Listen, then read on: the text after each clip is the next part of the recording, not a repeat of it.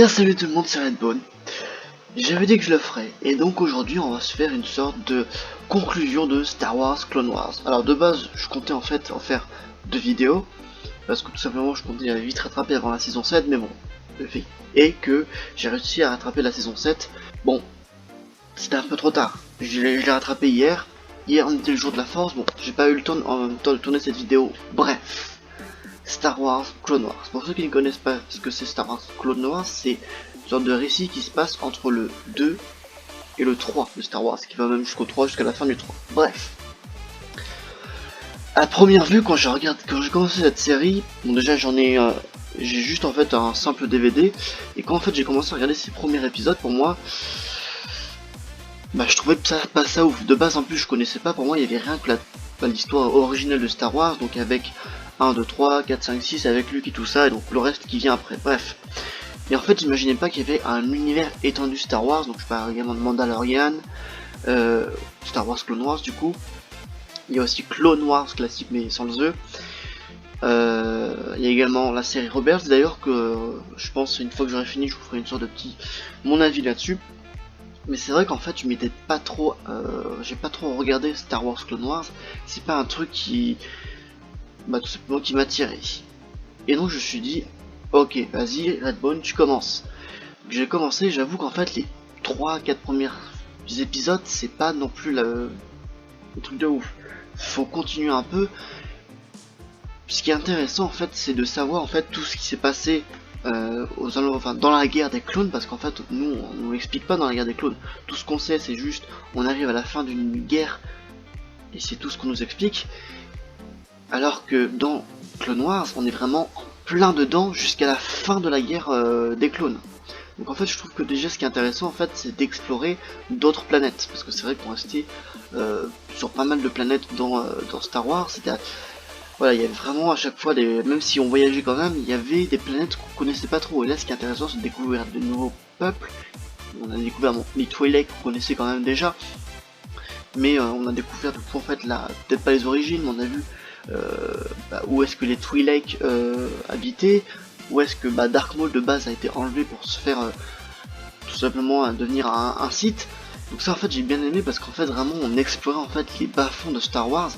Alors c'est la preuve que même si en fait l'œuvre originale de George Lucas est terminée, parce que clairement la saga Skywalker est terminée, mais c'est une preuve comme quoi en fait même si cette œuvre est terminée, il y a quand même toujours à raconter à l'intérieur. Regardez Mandalorian, regardez Star Wars Clone Wars, Rebelle, il y a également Dark Maul, il y a beaucoup de choses, Dark Maul, il y a beaucoup de choses qu'on sait pas encore.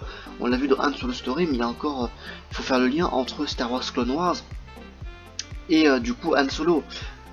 Après c'est vrai qu'on peut imaginer en fait un peu la suite au vu de Star Wars Clone Wars.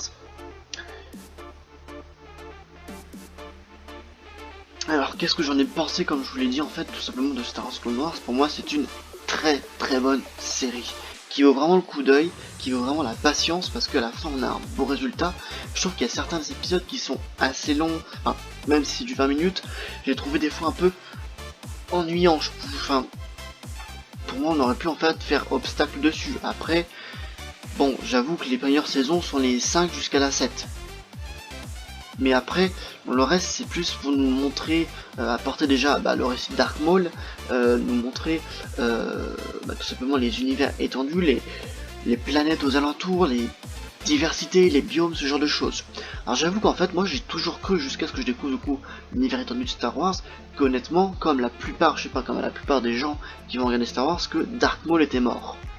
Et finalement non, dans l'univers étendu il n'est pas mort. C'est grâce à Star Wars Clone Wars qu'en fait j'ai découvert quel personnage était Dark Maul, quel personnage vraiment incroyable, parce que pour moi c'est je trouve l'un des meilleurs personnages, et c'est bête parce qu'on l'a pas assez exploité dans les films. Il y a également Général Grievous qui s'est fait défoncer, alors que dans la série on l'exploite quand même assez bien. Vraiment il est cupide, à chaque fois il fuit, il est pas vraiment, c'est dès qu'en fait il se trouve dans une mauvaise position il fuit, voilà.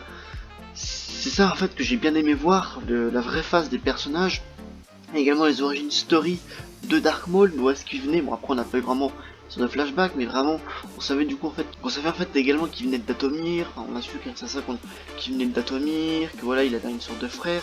J'ai franchement bien aimé kiffer en fait l'arc autour du coup de Dark Maul. Alors après, oui, comme je vous l'ai dit, en fait, les saisons les autres saisons juste avant la saison 5-6, c'est plus en fait pour apporter de l'univers étendu. Par exemple le virus de l'ombre bleue, ce genre de choses. C'est voilà, je sais pas après s'il sera utilisé dans Rebelle parce que j'ai pas encore fini Rebelle, enfin il va commencer d'ailleurs. Mais en tout cas je pense, enfin pour moi personnellement je le vois plus en fait comme une sorte de plus à l'univers étendu de Star Wars. Après du coup, Dark Maul, franchement, c'est l'un des arcs narratifs principaux avec bien évidemment les Mandaloriens. Comment est-ce que je pourrais parler de Dark Maul et ne pas parler des Mandaloriens qui sont l'un des peuples les plus importants, excusez-moi j'ai tapé mon clavier, mais c'est l'un des peuples les plus importants de cette série au cours des 5, 6 et 7e saisons. Je trouve que franchement, les Mandaloriens mériteraient limite un film dessus sur leur origine, sur leur combat contre les Jedi, tout comme les Jedi d'ailleurs, qui mériterait un film sur les origines des Jedi tout simplement. Mais les Mandaloriens est un peuple très très fascinant. Vous savez que Boba Fett est un Mandalorien, mais franchement pour moi c'est l'un des peuples les plus fascinants je trouve de Star Wars.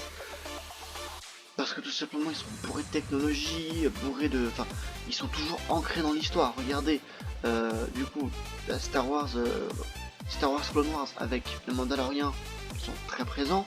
Ensuite après on a le cas également de Boba Fett qui est aussi un Mandalorien. Bon, ça nous est un peu moins montré, mais en tout cas son armure est considérée comme mandalorienne. Également après par la suite la série The Mandalorian, peut-être un peu moins dans la prélogie si je dis pas de conneries.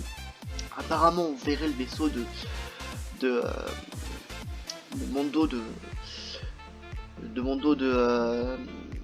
Mandalorian, qui est d'ailleurs une série très très cool aussi qui apporte pas mal de choses aux Mandaloriens.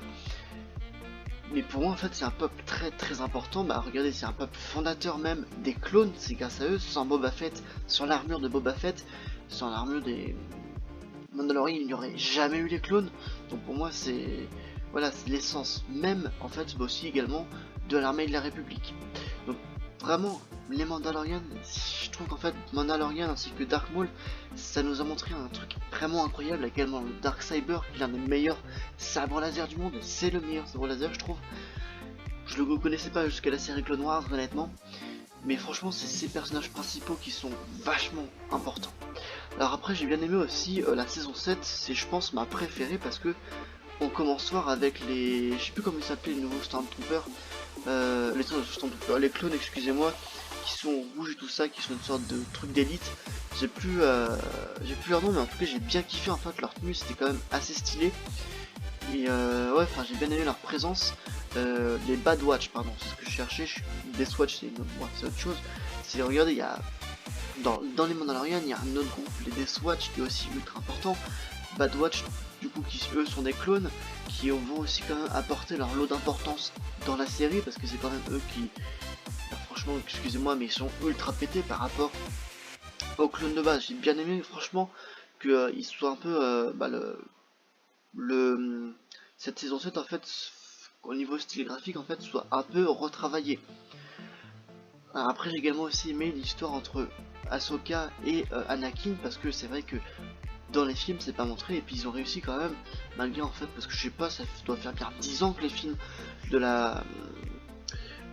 non c'est la prélogie, je suis trompé, post-logie, dit alors bref, mais les films de la prélogie sont sortis, et franchement ils ont bien réussi à faire le lien entre la prélogie, parce que ils nous montrent en fait, ils nous montrent pas en fait ce qu'on a déjà vu, ils nous montrent ce qu'on ne sait pas. Par exemple Ahsoka qui va partir sur Mandalore, pardon. Et c'est pour ça qu'en fait, ce qui explique en fait sa non-présence dans les films de Star Wars 3, parce que tout simplement on va adopter le point de vue d'Ahsoka pendant que Anakin va sombrer du côté obscur.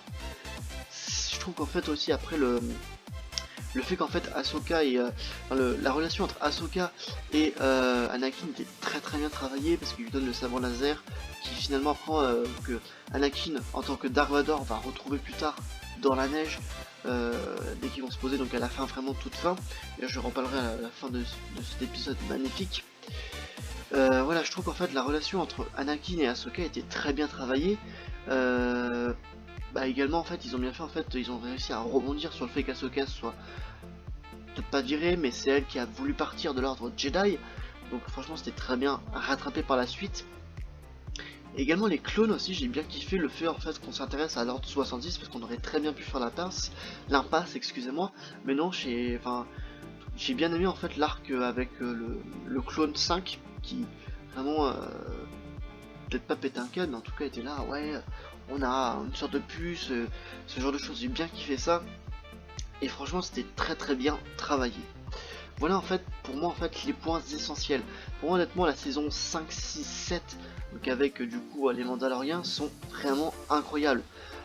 Alors après c'est vrai que je pourrais parler du Count Dooku, mais en fait je trouve qu'on en parle beaucoup trop dans Star Wars 2 et Star Wars 3, c'est Count Dooku et Palpatine, c'est des personnages qui sont beaucoup trop développés, et ce qui est bien c'est que Clone Wars en fait ne les montre pas trop quoi.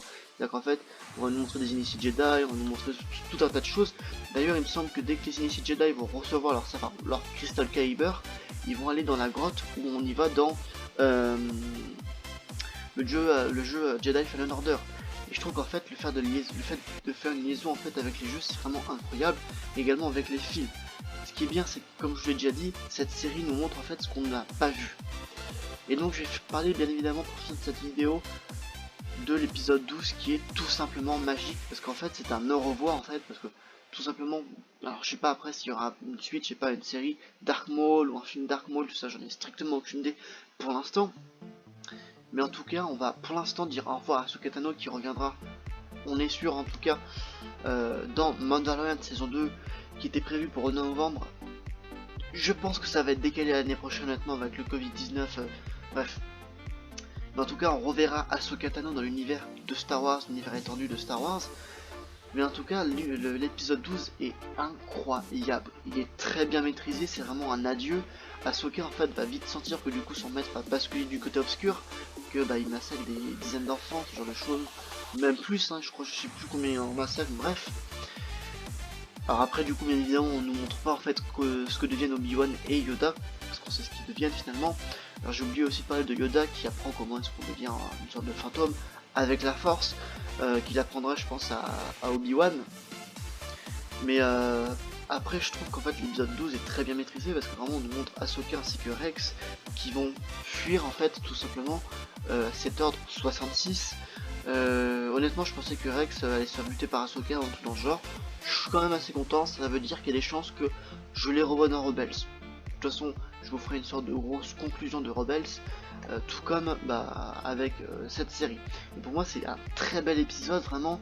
Le fait en fait que Ahsoka dépose son sabre laser, puis que Dark Vador, enfin Anakin revienne en tant que Dark Vador, c'est très beau. Il me semble qu'en fait, ils ont aussi également un affrontement de Rebels, donc ça va être très magnifique, je pense. Très magnifique, ça veut rien dire, mais très. Enfin, moi j'ai vraiment hâte en fait du coup d'attaquer Rebels et de. D'ailleurs, j'ai un peu commencé, mais vraiment de rentrer dans le vif du sujet. Déjà, ça a l'air d'être plus une série en fait qui va vraiment peut-être pas, étant donné qu'en fait il y a moins de personnages, ils vont peut-être pas s'étendre sur plusieurs choses, mais vraiment se concentrer sur les rebelles. Bref. Mais en tout cas, on a eu un très bel épisode, donc vraiment merci en fait. Je sais pas qui a développé, enfin qui s'occupe de la réalisation, mais en tout cas, les musiques étaient incroyables, l'ambiance y était, c'était magnifique, ça m'a filé des frissons. Franchement, si jamais vous connaissez, enfin, si vous êtes au courant du coup de cette série, si vous l'avez jamais vue, si mais vous avez déjà regardé les films, allez voir cette série bordel parce que ça vaut vraiment le coup d'œil. Ayez la patience de continuer parce que franchement l'arc narratif autour de Dark Maul est tellement stylé. Il y a également les Mandaloriens, l'épisode final, Yoda quand on apprend comment est-ce qu'il devient immortel. Franchement allez-y parce que cette série vaut le coup d'œil.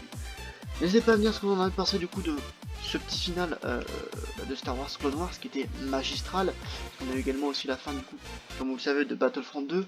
Et franchement je trouve que c'est une sorte de page qui se tourne un peu à la Avengers Endgame pour le futur, après plus tard, parce que peut-être qu'on aura d'autres séries, bah déjà Mandalorian saison 2 qui vraiment j'ai très hâte va nous apporter son lot de réponses peut-être, le Yoda va peut-être, enfin le Yoda, je sais pas son nom, bref, mais j'espère nous apporter son lot de réponses, j'ai vraiment très hâte.